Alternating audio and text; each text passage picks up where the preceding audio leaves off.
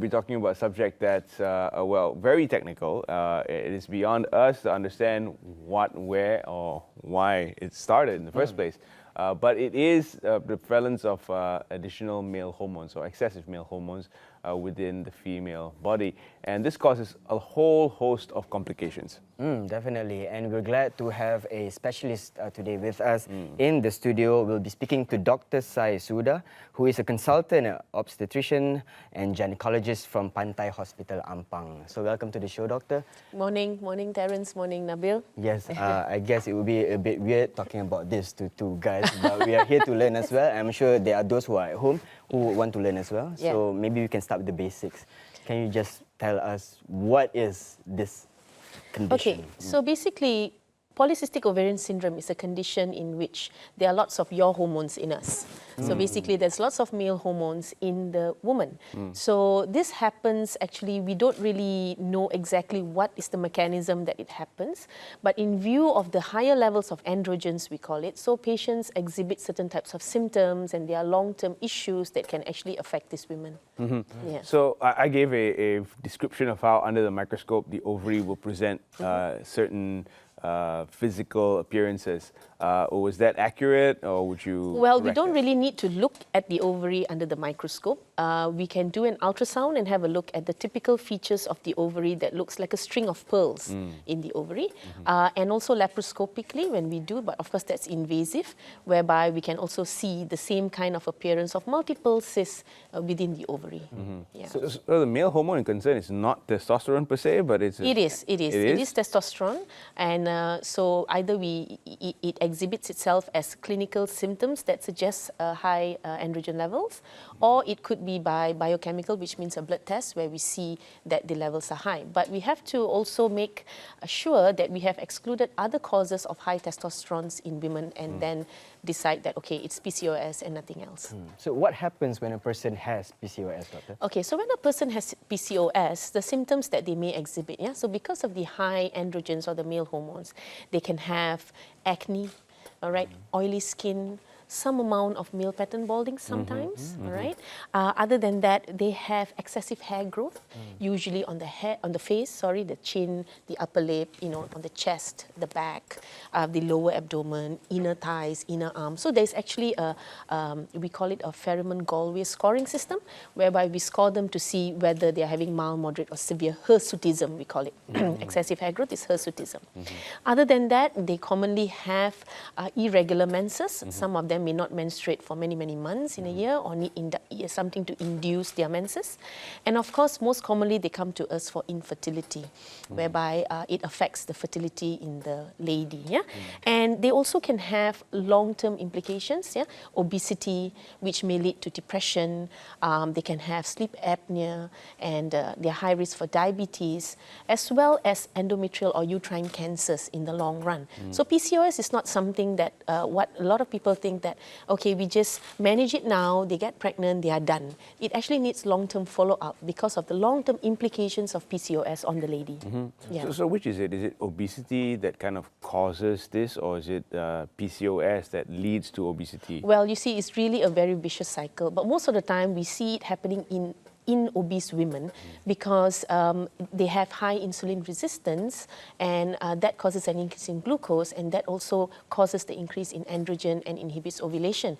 So really, a lot of times in most conditions, obesity is really, it causes, and sometimes it's also an effect of certain things, So in this situation, we find that obesity is something that happens, PCOS is something that happens in obese patients. Yeah. So obesity could be one of the factors, but... It could be, but we've not really pinpointed exactly. But we know the mechanism of how obesity affects and gives the outcomes similar to PCOS. So we are thinking that it is related to PCOS. And women with PCOS, correct me if I'm wrong, have presented to have high levels of non-alcoholic fatty liver. Well, yeah, they do have. They have a lot of risk factors in the long run. Like I said, one of it is, of course, diabetes, because of the high insulin resistance that happens in women with PCOS. So they have a predilection to actually get diabetes. Then, of course, if you have diabetes, then there is a risk of hypertension, and then there is the risk of heart problems. So all these things really are interconnected with each other. Yeah. Other than obesity, what could be the other causes of PCOS? Well, for now, we can't really pinpoint what is the exact cause of PCOS. But what we know is there is some genetic predisposition. We see it running in families. About 5 to 7% runs in families. So we actually see that, you know, they may have a family history of other family members or cousins or something like that who actually have PCOS, and they end up having PCOS as well. So the exact mechanism, we still can't put our finger on it. Well, we'll try to depict through that diagram basically what we were talking about. And coming back to the subject of PCOS, or rather putting a focus on it, we want to also understand the prevalence in our community, because I understand it's rather high in the US. Or what is it like here in Malaysia? Here in Malaysia, it's roughly, what we know is, we don't have exact studies, but what we have collected is roughly about 10 to 12% of women in the country actually have PCOS. We must also understand that it is now that more and more women are coming out to get themselves checked when they have irregular menses or they are having subfertility. They come out. Before this, when I see in my practice over the last 20 years, previously, not many used to actually come out and get themselves checked. But because more and more are coming out, and in the event of internet, Google, they check their symptoms out, they relate it to something, and then they come and see you. So this is how we are seeing that the numbers are actually going up. I think it's always been there. It's just that we didn't know about it because people didn't come forward. Yeah. I feel a bit sorry to myself now, because this is a condition that I'm so not familiar with. Yeah. Maybe you could tell us how do we treat this condition? Okay, now I think the first line of management in PCOS is lifestyle modification. It always has been. We know it's associated with obesity, right? So the first things is, of course, diet modification, whereby you make sure you reduce your high glycemic index carbs, increase your proteins, increase your fibers, yeah, and also practice a healthy physical lifestyle, meaning some form of exercise. You know, our metabolic rate goes down as we age, and in women it goes down much faster than in men, and it's that much harder for us to lose weight. So one thing is to get a control of the weight by this sort of lifestyle modifications. And then, of course, the other forms of management would be to correct what they have. Like if they have irregular menses, then we need to regulate it. If they have, then we use hormonal therapy. There are many different combinations of hormonal therapy that we can use. And then for infertility, we have ovulation induction, whereby we help them ovulate. And that is just the beginning of it. It can go up to, what do you call that, assisted reproductive techniques if needed, and then of course long-term follow-ups, and in terms of appearance, which is absolutely important for them as well, because it really affects their image, and that is what leads to depression a lot of times, because self-esteem issues. So, you know, get laser or threading or waxing or whatever that is available to them for the hair issues that they have, because it can be quite bad for some women. So, and then, like I said, for fertility, we can go all the way up.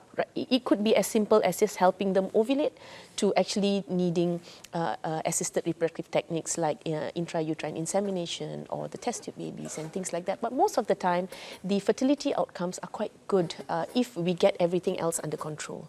So these are some of the things that we do to help them manage this condition. Yeah. This may be a bit of a question that is out of left field. Wouldn't it be also possible to balance the hormone levels by giving additional female hormones to sufferers of this condition? Well, yeah, what we do, that is the hormonal therapy that I'm talking about. So we cater the hormonal therapy to see what the patient needs most.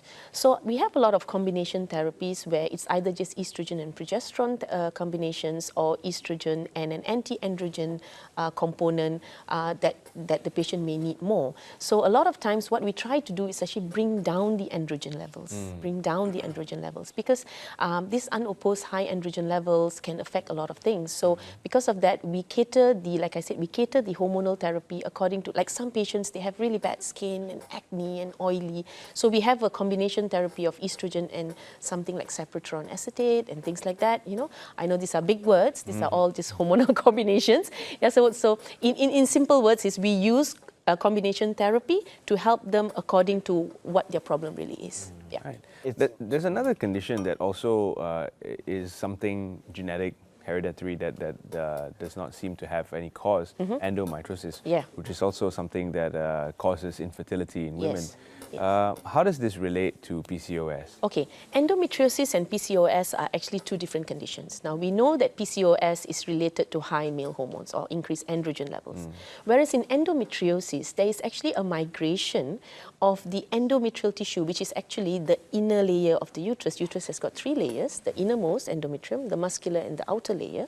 So those cells tend to migrate into the muscular layer, to the ovary, into the peritoneal cavity, and causes a lot of havoc, a lot of inflammatory changes happens. So there are multiple theories about why this happens. And I think one of the simplest theories that one would understand is what we call retrograde menstruation, whereby, you know, how menses comes out, this one, it goes back upwards, and then it tends to, you know, drip into all these other places. So it carries the tissues. Yeah, it carries the tissues. So what happens in endometriosis per se is patients have disordered menses, right? They have very severe period cramps or dysmenorrhea, yeah, which is a bit different from the usual period cramps that a lady has. And then they can have very painful sexual intercourse and also pain during defecation or passing motion, especially when they're having their menses.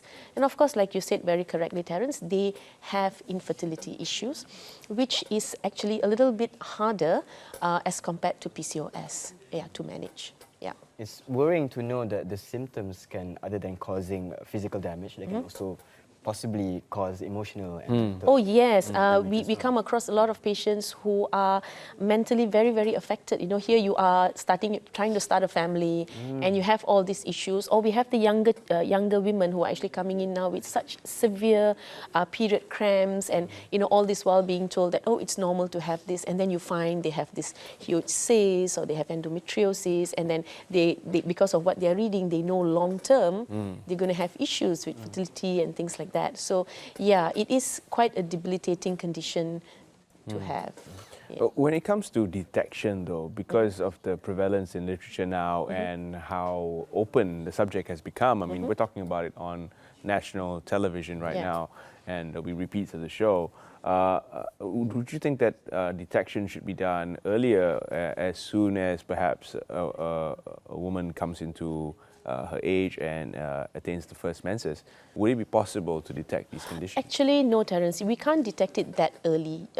Usually, they will have to have a few cycles of their menses, and because the initial part when they first attain their menses, right, it may be irregular, it may be prolonged. Those are quite common things that happens because there is still a hormonal imbalance trying to get into the right cycle when they first get their menses, right? So we need to give it some time, at least 6 months, sometimes a year, before it actually all stabilizes. So even after that, if they start actually developing symptoms, then it is something that we need to pay attention to, I think, and not just attribute it to, oh, it's like that if you have your menses. So, and a lot of like PCOS and all that, I think we as parents have to start very early with our children, because we see obesity as one of major problems in Asian countries, in Malaysia especially, because of the diet that they're practicing, the food that's available, the fast food that is so easy.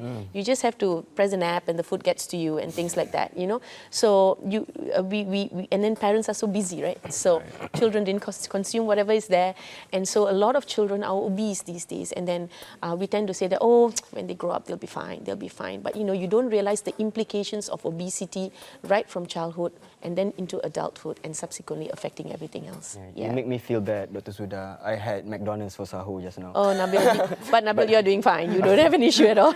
I'm kidding. You mentioned a bit about diet. Maybe you can give the women out there some tips or maybe some recommendations on how can they avoid PCOS if it's possible? Well, it's a bit difficult to avoid PCOS per se, but what I would say is that a lot of times when the patients come to see me and I tell them about diet modification and exercise, I always tell them to start slow with something that is sustainable. You don't go and do something extreme and then after 2 weeks you can't do it anymore. So portion, reduce your carbohydrates, increase the portions of your proteins and other things that supplements your diet, and then slowly try to cut out those carbs, the sugars and everything gradually. It is something for a long run. It is not something short term. So you must be able to come up with a diet that suits you, that is sustainable for you, and that you can actually do every day. Yeah, because I know of people who have tried something drastic and then after a month they can't do it anymore. So then they just give up and then the weight goes up and then, like I said, it's a vicious cycle. Then they get upset, they get depressed, they're not losing weight and things like that. So do something that is sustainable, not drastic but sustainable. You know, when we talk about things like this, there's always the other side of the story, the healthy at any size movement that will come after people and say, you know, you shouldn't be fat shaming. But how do you respond to that? Because it is a health issue. And it's well, I would say that it is not about fat shaming. I think it is about what implications it has on you. I mean, if you are of that size and you have no issues, it's fine. But there are women or men who have health issues that are directly related to the BMI that they are carrying. So I think in those kind of situations, we need to look into how we could get a little bit healthier. And I think that's the way to go. I mean, it may not be applicable to everybody, but for those that is applicable, we need to do something about it. Thank you, Dr. SUDHA, for setting the record straight, and thank you for educating us on PCOS. It truly has been a very insightful conversation. Thank you. Thank you, Terence. Thanks, Nabil, for having me. No problem.